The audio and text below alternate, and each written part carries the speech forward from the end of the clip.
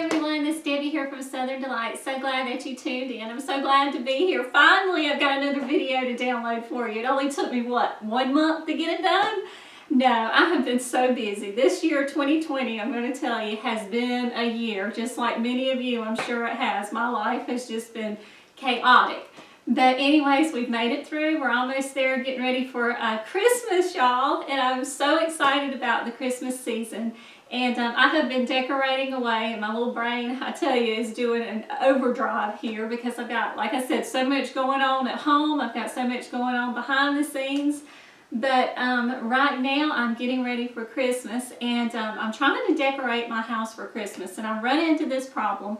I don't know if you guys have run into the same problem as I have, but they have so much to choose from and so many themes, and I love them all. I love trendy themes that are coming out, and I love black and white. I love the buffalo print, the cheetah print.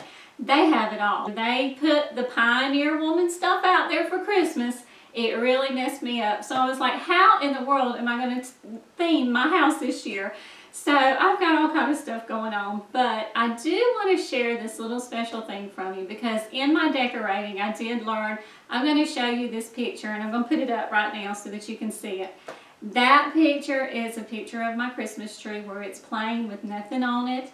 I have my hutch that was passed down from generation to generation there. Something very simple and very plain, y'all.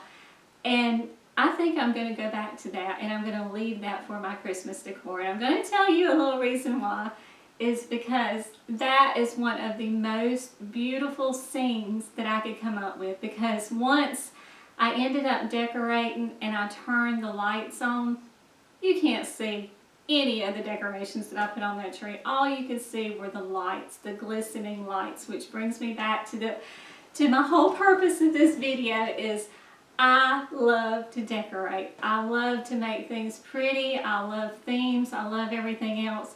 But without the lights, it's nothing.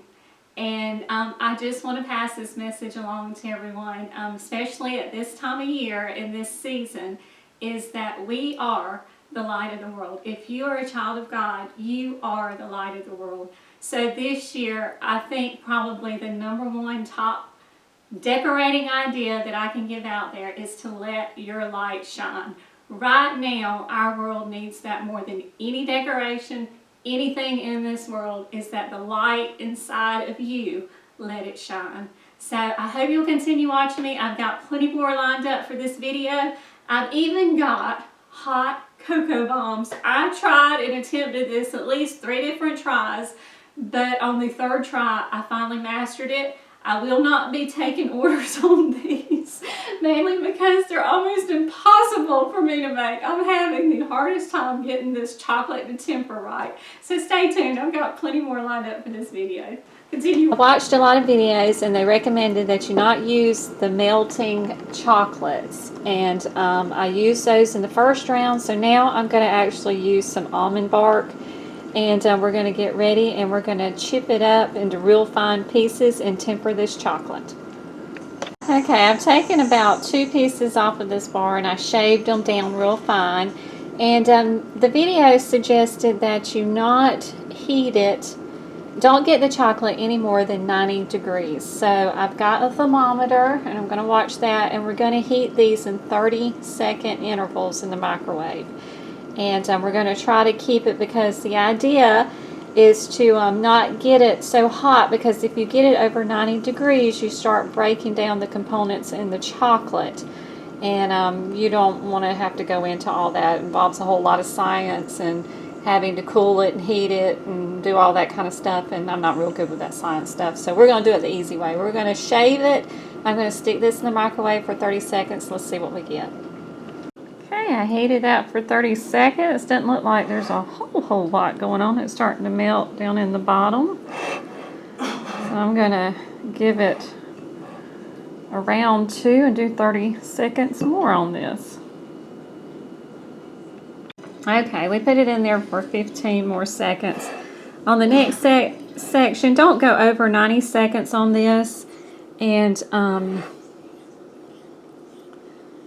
because you don't want it to get too hot. Let's see.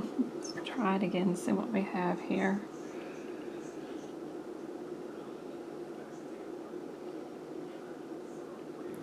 We'll try this again. The next step was getting them poured into the molds. We're going to let them sit. Okay, here is round 2. They set really nice. They look like I got them tempered. I've got 2 finally out of the molds here, and we're going to be adding the hot cocoa mix to it and putting them together. The real test, we're going to take the hot milk and pour it in here and see if it does the trick. Oh, it's like magic. Oh wow, look at there. Now we have hot cocoa. We'll give that a nice stir and we'll have some hot cocoa.